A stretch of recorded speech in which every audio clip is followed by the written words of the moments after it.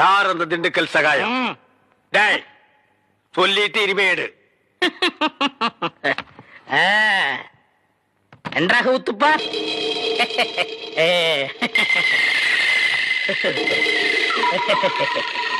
அவரேதான் இவர், இவரேதான் அவர். எப்படி?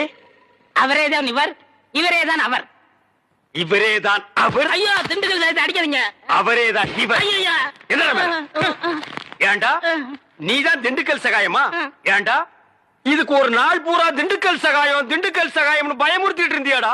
நான் என்னமோ திண்டுக்கல் சகாயம்னா பெரிய கொம்பன், பெரிய கொள்ளைக்கூட்டு தலைவன், தூங்கும் போது அடிச்சு கொலைஜல பண்ணிடுவான்னு பேதியாகி படுத்துட்டு இருந்தாடா.